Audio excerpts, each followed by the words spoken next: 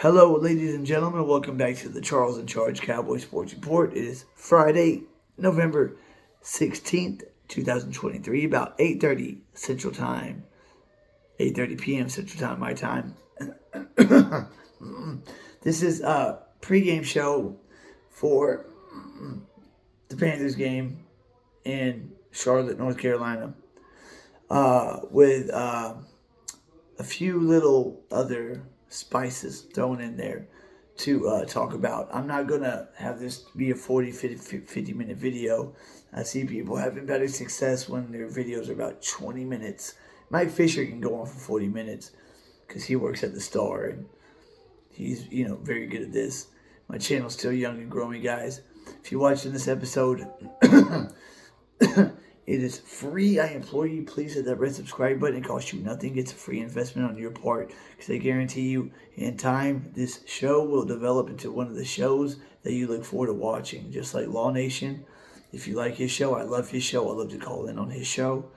He's the one that inspired me to do this. If I didn't know it was this easy to start your own channel, I'd have started this 10 years ago.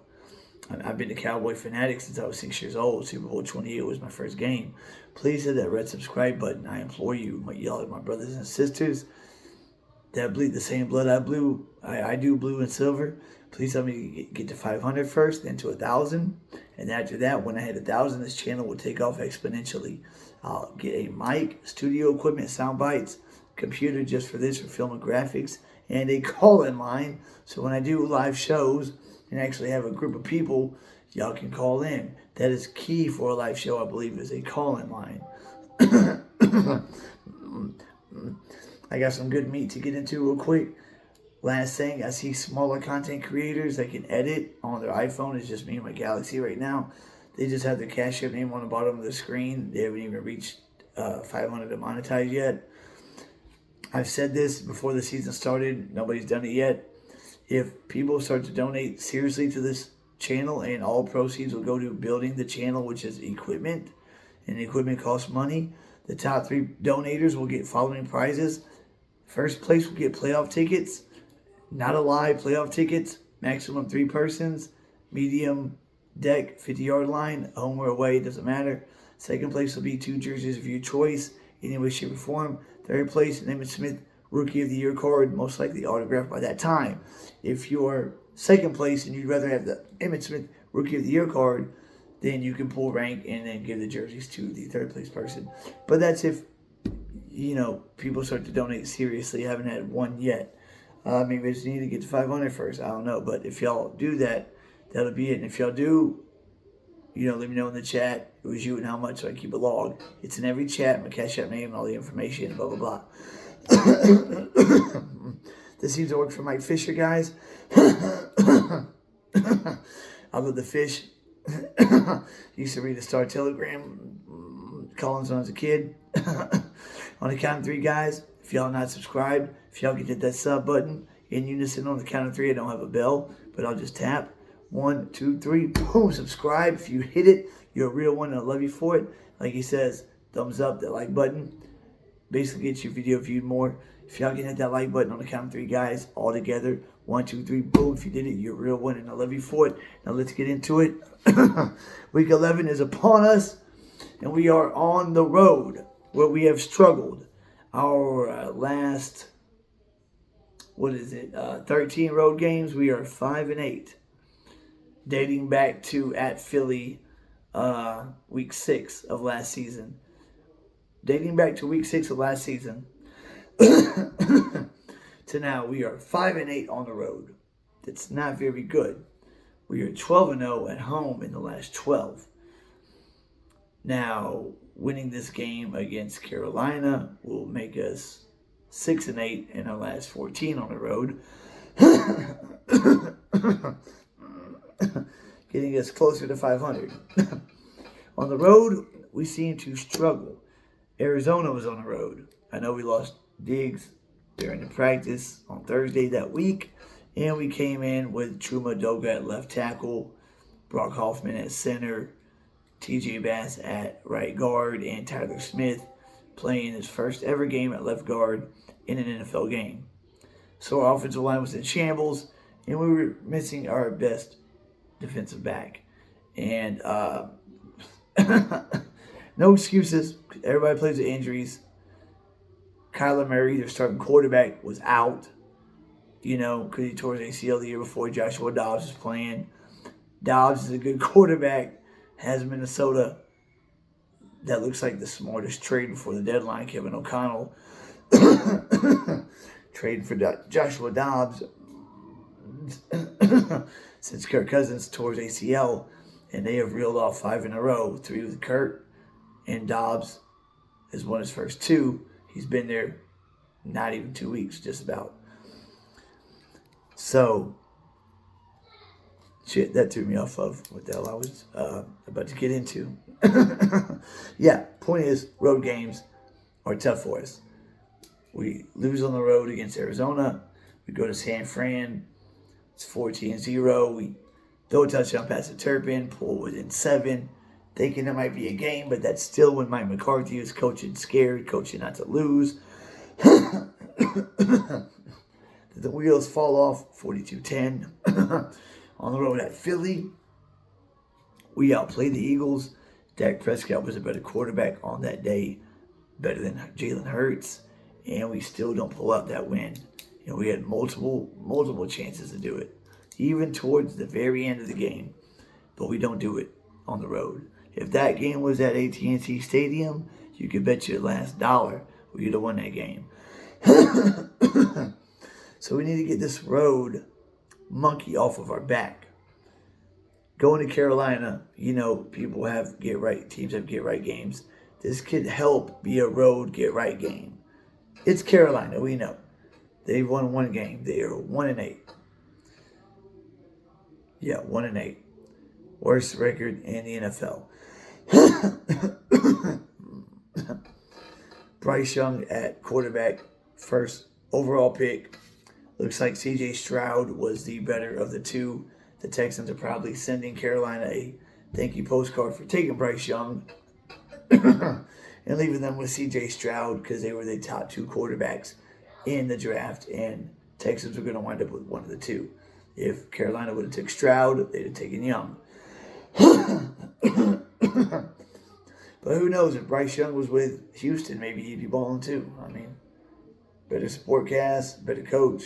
D'Amico Ryan's a hell of a coach. Injury report. We have 8 guys on the injury report. All of them are going to play.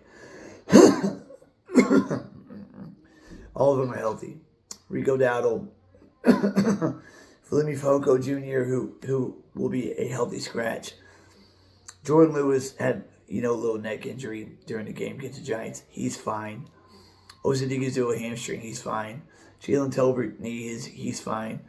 Kevontae Turpin, his shoulder, missed last week. He's going to go this week. He's fine.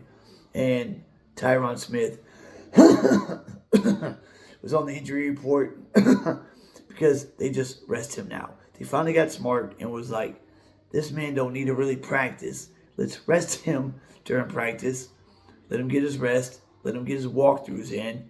And he'll be ready during game day. He don't need practice like, a lot of the other guys do. Zach Martin also, I don't think, needs practice. I think they could both use rest days. Now, it also prolongs Zach Martin's career, I believe. The biggest one of the 8 is tight end Peyton Hendershot off IR. Welcome back, number 89, because number 86 has been stinking up the joint. 3 catches for 14 yards, a touchdown, and 3 drops. Schoonmaker has been bad his rookie season. Peyton Hendershot is a better tight end. He will go back to tight end number 2, and Schoonmaker will go back to tight end number 3. If I was making the decisions, I think Sean McEwen right now is better than Schoonmaker. I'd leave McEwen at tight end number 3 and put Schoon on the practice squad. Probably wouldn't clear waivers, being a 2nd-round pick, or actually you might surprise us and might clear waivers and be on our practice squad. But I don't think Schoonmaker's got it. I just don't. You see some rookies, depending on the position or whatnot, tight end, you can kind of tell in the first season if they're going to be decent, good, or just plain bad. And Schoonmaker's just been plain bad. Plain bad. Carolina has a list of injuries. The only one's worth notating. Brian Burns coming off a concussion. He was a full participant in practice all week. I expect him to play and rush the passer off the edge.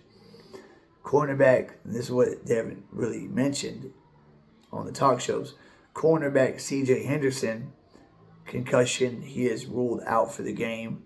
Cornerback J.C. Horn, another good cornerback, hamstring, he is ruled out for the game. Carolina's starting tight end, Hayden Hurst, concussion, he is ruled out for the game. That's another Bryce Young weapon he does not have. Laviska Shenault, who's a decent receiver. Ankle injury, he's questionable. Tight end Ian Thomas, calf injury, he's questionable.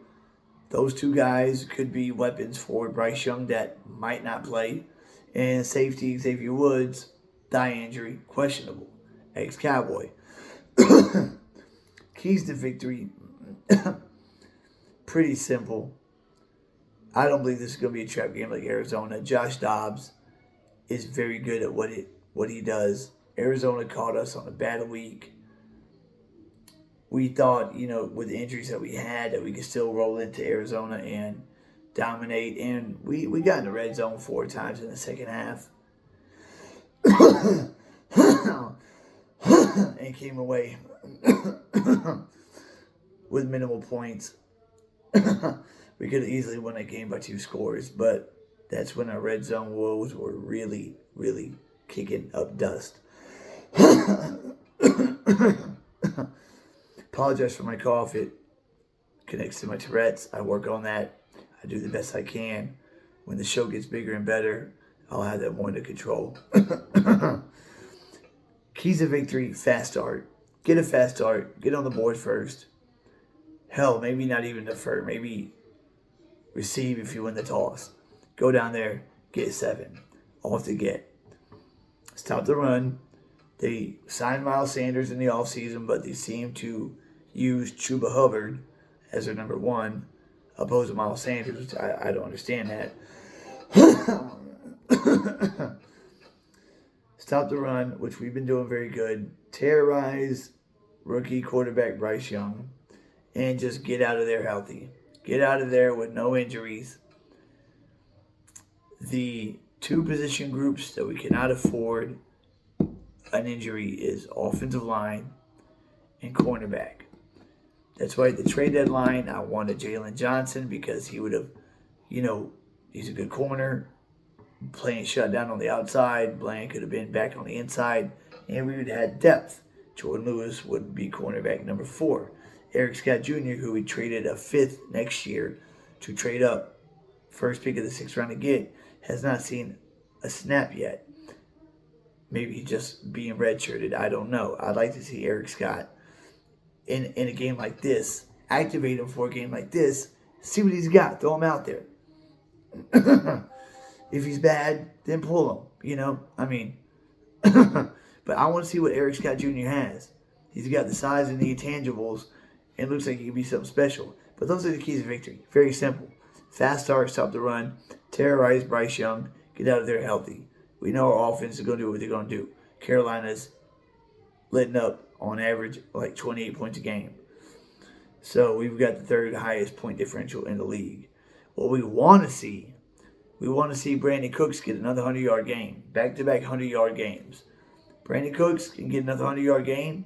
I know it's against 1-8 Carolina without C.J. Henderson and without J.C. Horn.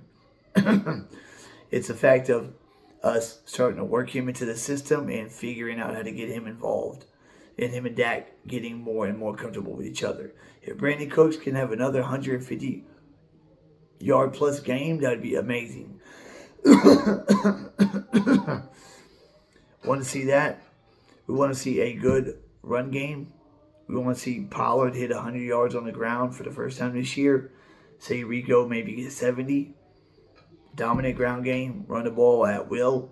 We want to see Terrence Steele continue to get better. We want to see Terrence Steele go up against Brian Burns. I hope he does. Pretty sure he will. And I want to see Terrence Steele continue to get better because we cannot have a Terrence Steele performance like we did against Philadelphia. Against good teams, we cannot have that. Terrence Steele cannot be the turnstile he was at Philly. So we want to see him continue to get better because he was very good last season. Very good. That's why he got paid. They were very good running the ball off the right side of the line last season. Him and Zach Martin were just moving men. And Terrence Steele was a pretty good pass blocker too, on top of that. So, a good run game. Pollard get over 100. Rico get 70. Rico's a more physical back. He's got attitude. He's violent. They need to split carries. Pollard is the starter, yes, but it needs to be Pollard 1A and Rico 1B. Rico is better than I thought he was, and he's more physical. He can, do what Zeke was doing last year. He's not as strong or as powerful as Elliott, but he can soften up that defense. He can bang into them and soften up enough to where Pollard can get his gash runs. Pollard's knee isn't 100%. Usually takes a year to get back to 100%, as like against the Chargers game when Dak rolled out and hit Pollard on that 5-yard pass and he took off. Pollard got caught on that play. Last season, Pollard would have scored. He would have outran everybody on the field. He's slowly getting there, but he's not a bell cow back. He's not a 3-down back. He's not a 3-down back. We don't want to run him to the ground before January. So start to have running back by committee. Rico Dowdle, and then either Hunter Lupicki or Deuce Vaughn as your running back number 3. Let's see some more Deuce. In a game like this, against an inferior opponent, is when you want to almost treat it like a preseason game. Once you get up 4 scores, you want to, see what your 42 can do, what your 40 can do, what 83 can do. Martavius Bryant is not going to play on Sunday, but on a video that we saw on Law Nation show today, we saw a number. He's wearing 17, which is a kicker's number, but he's wearing 17 in practice, practicing with the 53-man roster, not practicing on the practice squad side. Something to look at right there. They got Martavius Bryant practicing with the 2s right now. So, something to keep an eye on. Maybe he gets activated later in the season and is our T.Y. Hilton this year, but better. You know what I mean? He's still got 6'4". Randy Moss is 6'4". He runs a 4.4. That could be one of our secret weapons come December, January. Who knows? My score prediction, and I'm not trying to be biased or overzealous, but I'm predicting a 52-0 blowout, our second shutout of the season. I see 6 offensive touchdowns, 1 on the defense, and a long field goal, like a 56, 58-yarder. Maybe I'd like to see Brandon Aubrey try a 60-plus yarder, like he was going to earlier in the season, but we got penalized. I'd like to see Brandon Aubrey drain a 63-yard field goal. Drain it just beautifully. That'd be awesome. But I think we're gonna come out and blow the doors off. I think our guard is up every game, no matter who we're playing now. We know Carolina's 1-8, but we know that any given Sunday, Dak Prescott knows that better than anybody. He's had a lot of upsets in his career. I believe they're going to come out. We're going to handle business quick. The entire stadium is going to be filled with Cowboy fans. The Panthers fans are trying to do a protest, marching down the street protest, but not. They can't get enough fans to join in to actually have a full-on protest on what the GM or what the owner's doing with the team.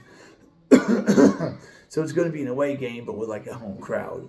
So with that being the case, I wouldn't be surprised if we see a 52-0 type game.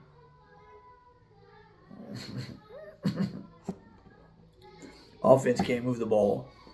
If the offense can't move the ball, they can't score points. And Dak Prescott, 3 straight games, 300-plus yards, 3 touchdowns. Only quarterback in Cowboys history to do that. If he does it again against Carolina, then he'll be one of 5 quarterbacks to do that. Drew Brees did it. I believe Mahomes did it. Aaron Rodgers and Peyton Manning. At one time in their career, had 4 straight games with 300-plus yards and 3 touchdowns. Steve Young holds the record for 5 straight games with 300-plus yards and 3 touchdowns.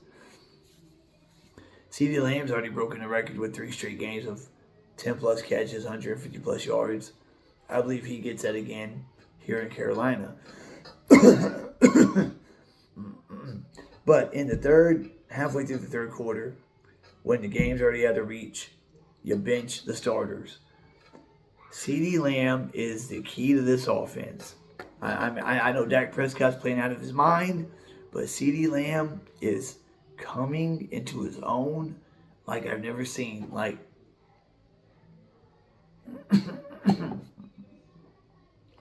2014, Des Bryant was great, right? 16 touchdown receptions. Like 1,400 yards. CeeDee Lamb looks like he's on the trajectory to be the best 88 that we've ever had. Looking at his stats.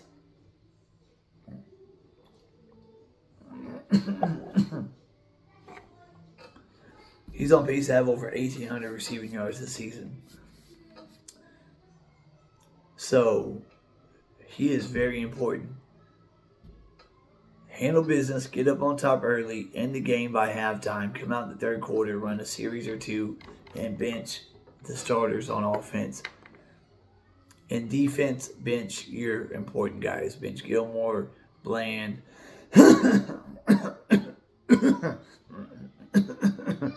Tank, Hankins, and you leave your Sam Williams in there. You leave your Chauncey Golston, your Gallimore. You leave Mozzie Smith in there to play the entire rest of the game. Get him as many snap counts as he can, because he needs to be better when it comes to late December, January. And you only get better by also, getting bigger, in the weight room and training. But you get better with live game reps. And he needs to get as many as he can. Like I said, the Patriot game, 38-3, the game was over at halftime. And in that game, he only got 17 reps. He got 17 snaps. And I could not understand that. Why they did not play him the entire second half. They should have. I mean, it's the only way he's going to get better. More and more playing time. So, that should be a very, very easy cakewalk for us. After that, we got Washington. Washington is scrappy. They took Seattle to the brink last week. Lost by a touchdown, I believe. But at home, especially without their 2 edge rushers, I'm pretty sure we're going to gash them too. Now, the top 4 teams in the NFC: Philadelphia, 8-1. Detroit, 7-2. San Fran, 6-3. Cowboys, 6-3. Seattle also is 6-3, tied with the 49ers. But San Fran right now is the tiebreaker. So they're number 1 in the West. The next 5 weeks will tell the tale a lot for the NFC East. We have Carolina and Washington, our next 2 games. And then we have Seattle and Philly and Buffalo. So we're at Carolina. And then we got 3 straight home games. Washington, Seattle, and Philly all come to our house. And then we go to Buffalo. Philly's next 5 at Kansas City. Home against Buffalo, home against San Fran, at Dallas, and then at Seattle. So 3 out of next Philly's 5 games are on the road. 2 are at home. One of those 2 is San Fran. San Fran play home or away, it doesn't matter. When they come to play, they come to play. So as Cowboy fans, our number 1 goal is to win the East. You win the NFC East before you start even thinking about number 1 seed, number 2 seed, whatever. Win the division. If we'd have won that game on the road, we'd have had it in the bag, but we didn't. But we're still not out of it, not by any means. So we play our game Sunday, handle our business, and we look at our foes. You keep your friends close, you keep your enemies closer. Monday night, Philadelphia goes to Arrowhead Stadium. Chiefs are favored by 2.5. With that Philly secondary as chopped up as it is, even with Kevin Byard in there, I believe Patrick Mahomes is going to carve them up. Kansas City's defense is pretty good this year. They're allowing 16 points a game. They're a top 5 defense. And being that it's going to be an Arrowhead Stadium and it gets loud in that place, that's one of the toughest places to play, along with the Link, Lambeau. I believe Philly drops that game at Kansas City. Kansas City's also on a bye, coming off a bye week. So they're going to be well rested and healthy, as Philly will be. We'll see what Jalen Hurts' knee looks like. It'll be better, of course, but we'll see how far along it is. And Andy Reid, his record coming off bye weeks is pretty damn good. Andy Reid has a lot of more skins on the wall than Nick Sirianni. Philly drops that game at Kansas City. That'll be huge, because then 4 days later, we play Washington at home. We handle our business, knock them out. Then we go to 8-3, and we sit back and wait for Sunday to come. And Philly will host struggling Buffalo at 5-5. I don't know who Buffalo plays week 11, but if they can get a win week 11 and start getting some confidence and go into Philly, they could give Philly a good fight. But I believe that the Eagles are going to beat down Buffalo. The way Josh Allen's giving the ball away, yeah, I don't think they lose against Buffalo. But when San Fran comes to Philly on December 3rd, they're going to want revenge for the NFC Championship game. They believe they were the better team, that they should have been in the Super Bowl, and they got lucky that Brock Purdy was knocked out of the game. Eagles did.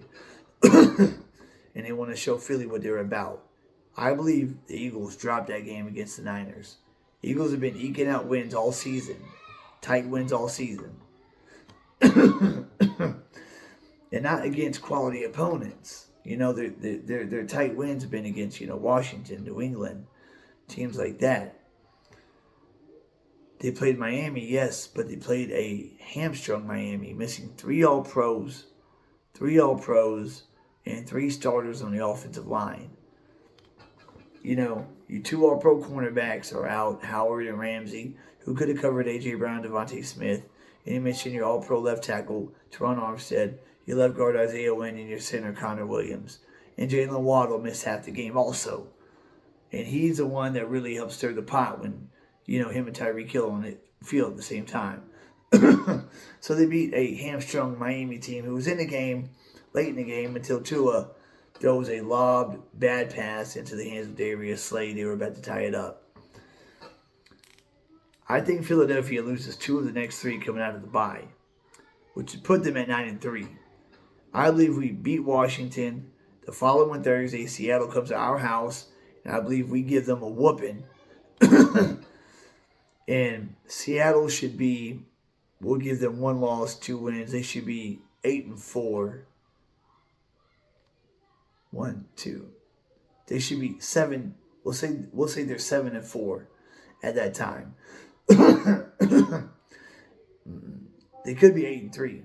coming into our stadium, and we're 8-3 also. But I believe that we're head and shoulders better than Seattle. And I believe that we give Seattle a beatdown Thursday Night Football on national television on Prime, if you get Prime Video. And that'll be our first win against the team with a winning record.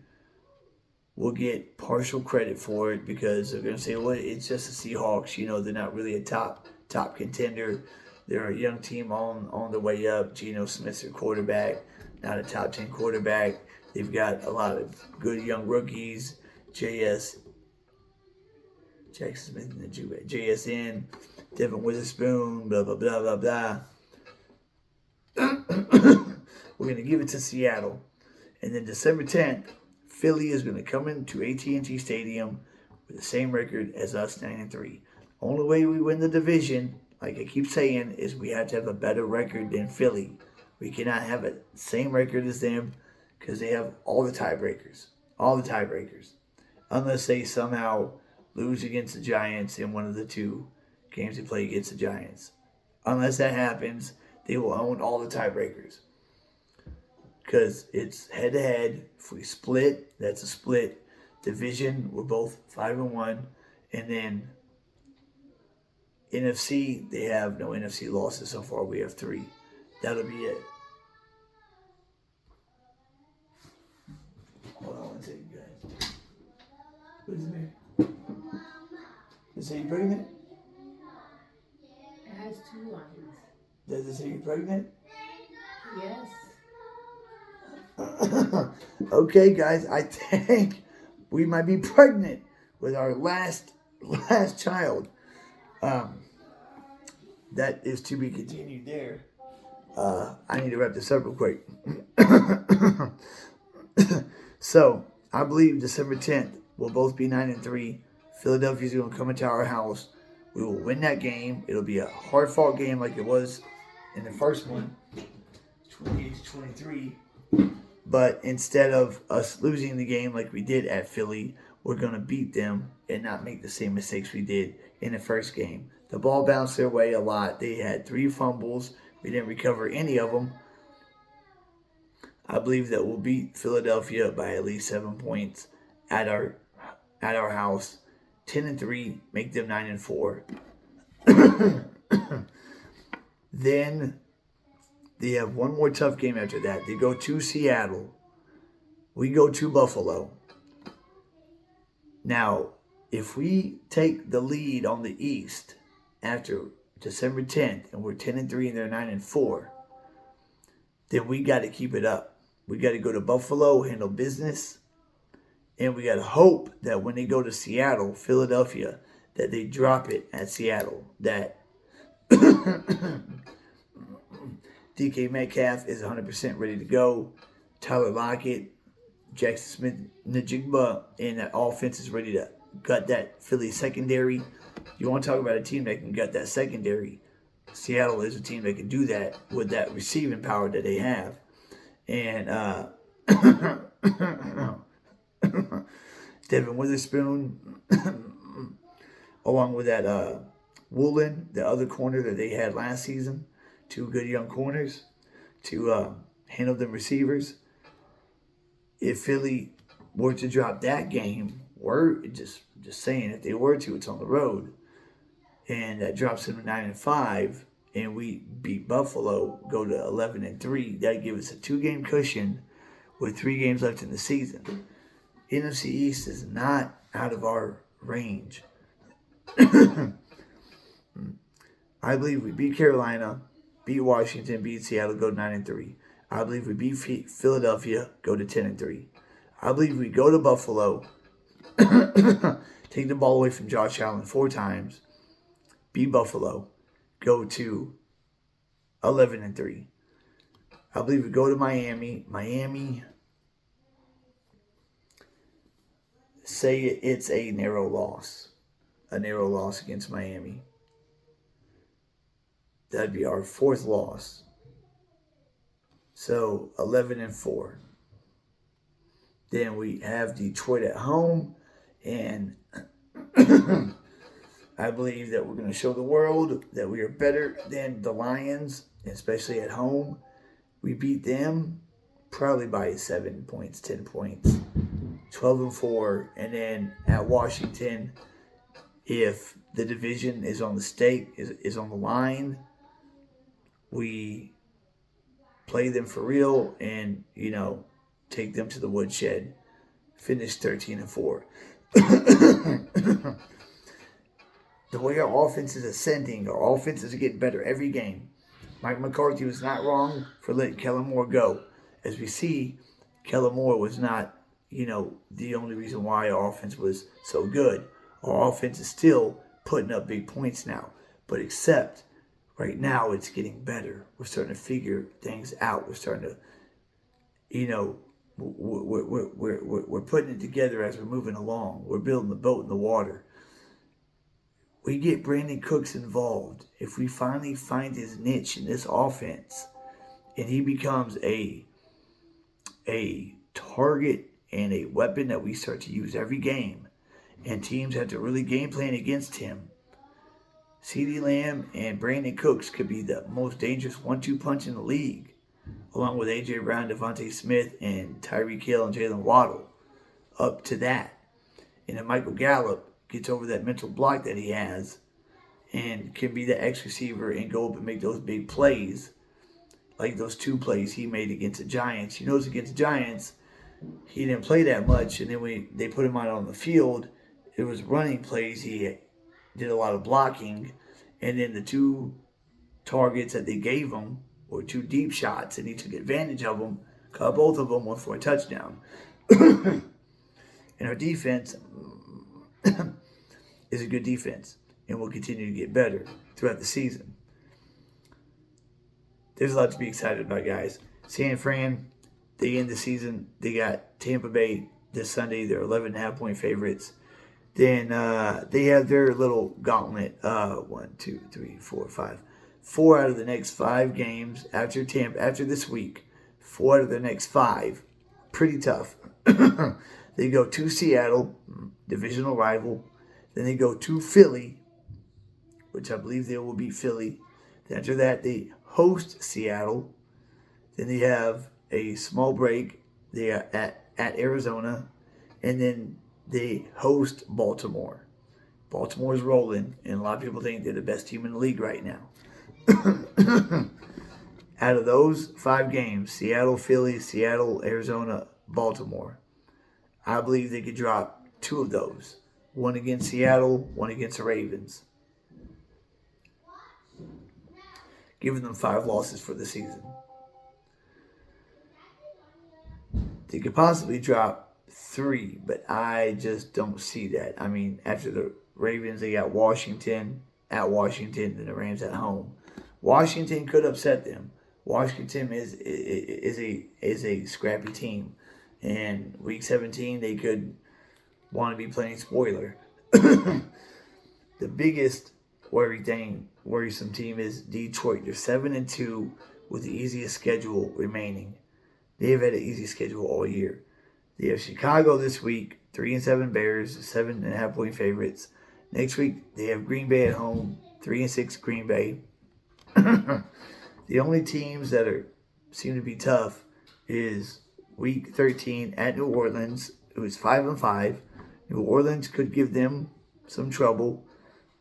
Then after that, they're at home against Denver. If Denver continues to ascend, as they're doing, they could give them trouble also. Then they end the season at Minnesota,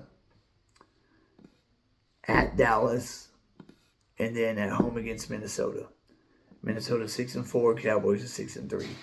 If Joshua Dobbs continues to ascend in this Minnesota offense and they get Justin Jefferson back, they could give Detroit a run for their money for the division.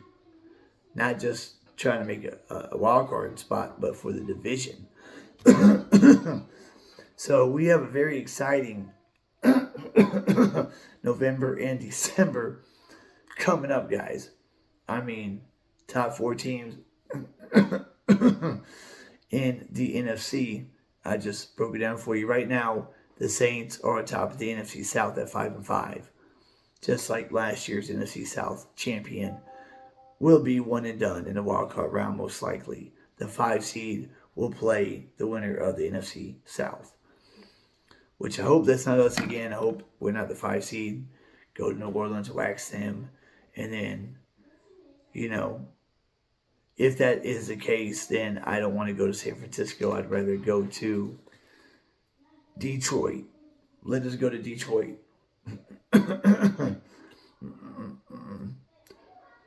Because out of the, San Francisco, Philadelphia, and Detroit would be the other 3 division winners. Yeah, let us go to Detroit and let somebody else play San Fran. Hopefully knock them out. Just like the 95 season. Only reason why we won Super Bowl 30 or even got there is because Green Bay took out the Niners in the divisional round of the playoffs. The Niners got our number in the 94 championship game with that super team. And even after that, when they lost prime time and he came to us, during the regular season, they came to our house. Steve Young was hurt. Elvis Grbac was quarterback, and they whooped our ass at our own crib that season in 1995. And I think if we would have seen them in the playoffs, that they would have beat us again. And Green Bay beat them in the second round, so we got to host Green Bay. Thank the Lord. We owned them at that time, beat them, and then went on to beat Pittsburgh. So I think this season in January, it wouldn't hurt if we have a team knock off the Niners for us. If that happens, who knows what we could do. But I believe that we can finish 13-4. That is one loss out of the next 8 games. We can finish this season 7-1. You got 1 bad team, 2 bad teams, 3 bad teams.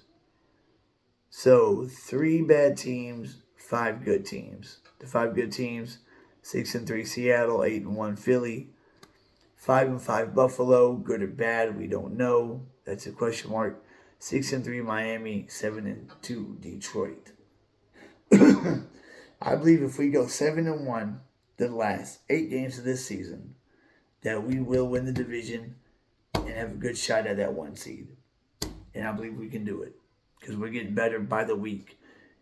After that Philadelphia loss, I know I'm going over 40 minutes. If you're watching me till the end, you're a real winner. I love you for it. After that Eagles loss, the Cowboys were talking like they didn't even lose. They talked like they gained more confidence. And ever since then, they've just kept going and going, kept their eyes forward. And now Dak Prescott and CeeDee Lamb are tying and breaking records. This is the best that we've seen Dak Prescott play his whole career. Better than his rookie season when he was a game manager in 2016.